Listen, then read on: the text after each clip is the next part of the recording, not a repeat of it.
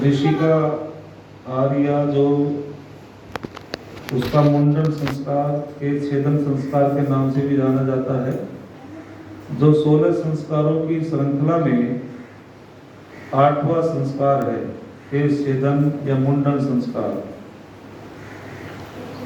इसमें इस संस्कार से जुड़ा हुआ एक बहुत ही महत्वपूर्ण, जिसको कहते हैं दांत निकलने। ऋषियों ने या तो 1 वर्ष के अंदर होना चाहिए मुंडन संस्कार, या 3 वर्ष, ये 2 विधान दिए हैं। और जो पहले जन्म के साथ के बाल होते हैं उनको जो काटा जाता है और फिर दही मक्खन आदि का लेपन किया जाता है। संस्कारों की बहुत बड़ी महत्ता होती है। जितने भी हमारे संस्कार है उनका सबका बहुत बड़ा महत्व है। तो इसको मुंडन संस्कार या केश छेदन संस्कार के नाम से जाना जाता है, जो ऋषियों ने बहुत सिद्धांत की बात इसमें बताई है। मैं आपके सामने बताता हूं, ये चूड़ाक्रम संस्कार संस्कारों की श्रृंखला में 8वां संस्कार है। इसको चूड़ाकर्म संस्कार भी कहते हैं। इसके लिए अन्य शब्दों का भी प्रयोग किया जाता है। उदाहरणार्थ ये मुंडन संस्कार चूड़ाकरण, केश, वपन, छौर आदि भी कहते हैं। संस्कृत में चूड़ा शब्द शिखर या चोटी के लिए प्रयुक्त होता है।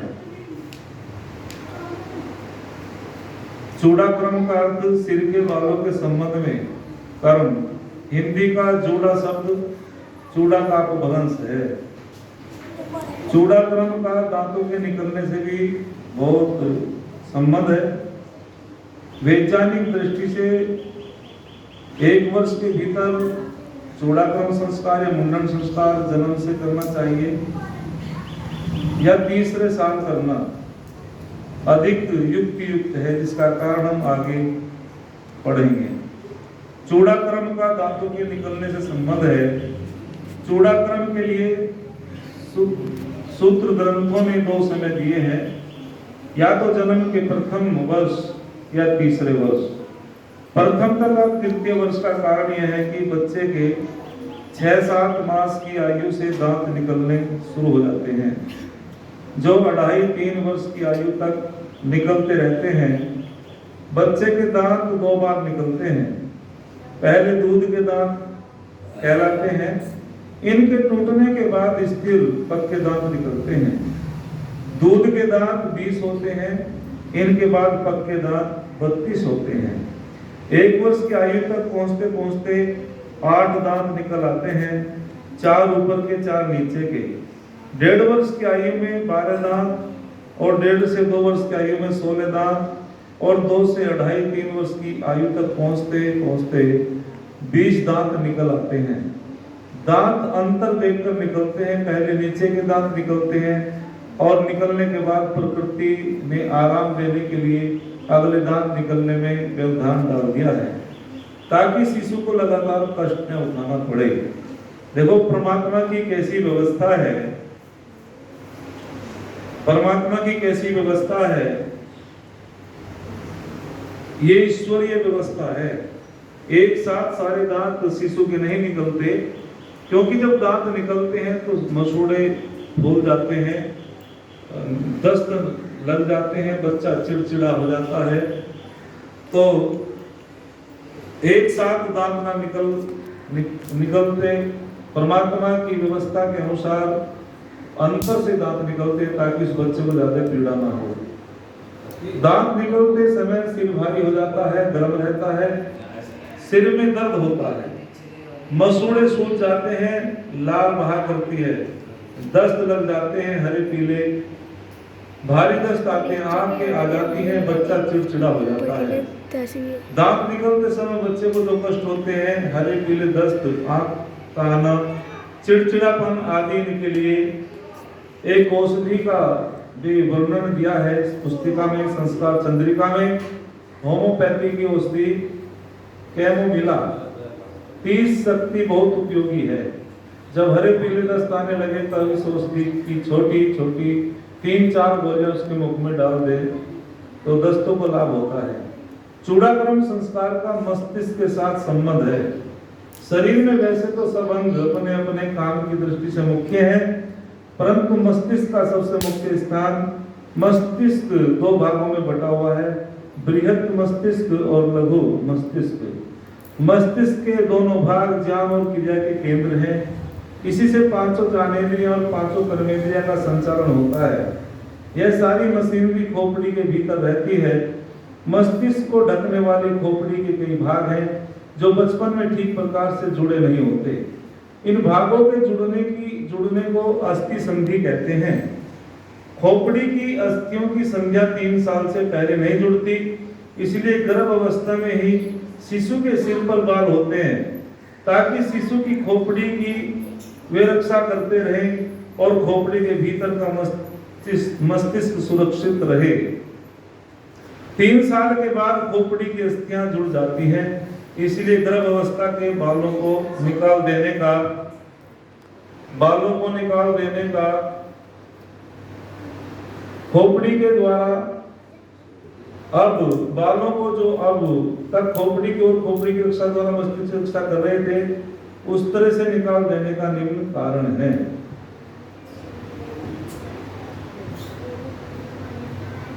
मलिन बालों को निकाल देना। शिशु जब गर्भ में होता है तभी उसके बाल आ जाते हैं और वे मलिन जल में रहते हैं। इस मलिन केशों को उस तरह से साफ कर देना आवश्यक है। इसी कारण मुंडन किया जाता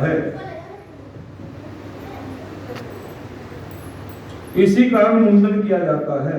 इन केशों को तभी तक रखना उचित है जब तक खोपड़ी की संधि अस्थियां आपस में न जुड़े, क्योंकि तीसरे साल तक ये जुड़ जाती है। इसलिए इसके बाद इन मलिन केशों को रखने से कोई लाभ नहीं है। सिर की खुजली, दाद आदि से रक्षा। सिर पर बाल बने रहने से बच्चे के सिर में खुजली, दाएं, जुए आदि अनेक रोग हो जाते हैं। इन रोगों से बच्चे को बचाए रखने के लिए भी बाल निकाल देना उचित है। इन बालों के निकल जाने से बच्चे के सिर की सफाई अच्छी तरह से हो जाती है। सिर के भारी होने आदि से रक्षा। बालों के कारण सिर भारी रहता है, जिससे बच्चे को सिर में गर्मी, दर्द आदि सताते हैं। इस कारण सिर के बाल उतार देना उचित है। नए बाल आने से सहायक है। बाल जितने कटते हैं उतने ही नए पुष्ट बाल आते हैं। सिर पर उस तरह 2-3 बार फिर जाए तो बालों की जड़ें मजबूत हो जाती है। नए बाल लंबे तथा दृढ़ होने से सहायता मिलती है। आयुर्वेद तथा मुंडन। आयुर्वेद की दृष्टि से भी सिर के बाल मुंडवा देना स्वास्थ्य के लिए उत्तम है। आयुर्वेद के अनुसार तालू की रक्षा करना आवश्यक है।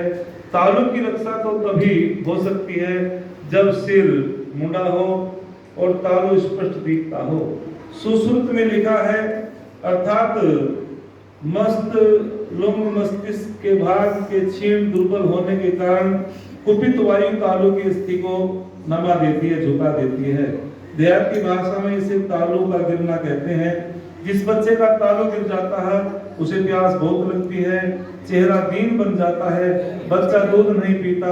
उसके तालू पर जीवक, बिदारी आदि मधुर गुणों की औषधियों से सिद्ध किए घी का किंचु खाया रखना चाहिए। सुश्रुत में भी केश तथा नख आदि का कटवाना उत्तम कहा है।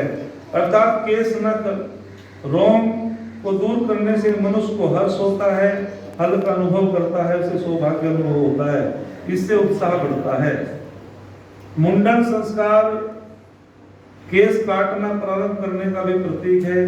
केश तो जन्म भर कटते ही रहेंगे, जब भी बाल बड़े हो जाएं तब उस समय सिर के बाल को उतारना ही पड़ता है, केश कटवाने पड़ते हैं। परंतु केश कर्तन प्रारंभ हो गया, इसे सूचित करने के लिए यह क्रिया संस्कारों की श्रेणी में रख दी गई है।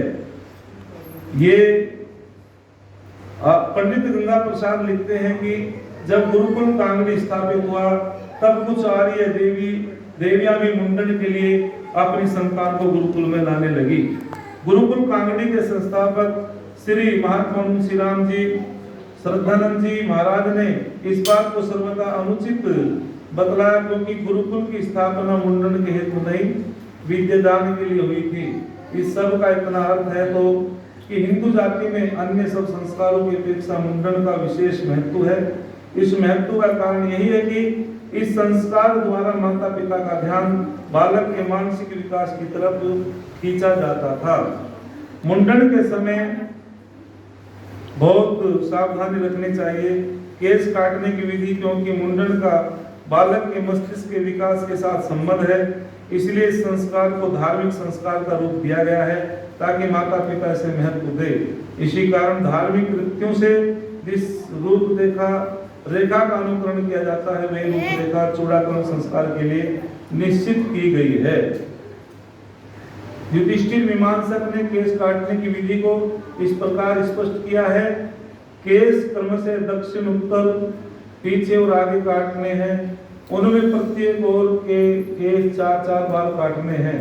प्रथम बार में येनापत मंत्र से, दूसरी बार में येन धाता मंत्र से, तीसरी बार येन भूयश्च मंत्र से, चौथी बार येनापत येन धाता से विधान दिया है।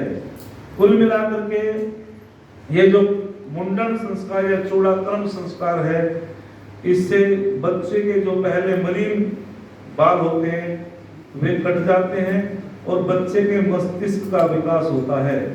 प्राय हम देखते हैं जब गुरुकुल में जाते हैं तो ब्रह्मचारियों को 1 साल में 2 बार उनका जो है मुंडन कराया जाता है। जनवरी के महीने में भी कराया जाता है। तो जब आचार्य जी से हमने पूछा तो आचार्य जी ने कहा कि जब ब्रह्मचारी का मुंडन संस्कार या ब्रह्मचारी का मुंडन संस्कार होता है तो उसके मस्तिष्क का विकास होता है और खाज खुजली अनेक बीमारियों से बच जाता है।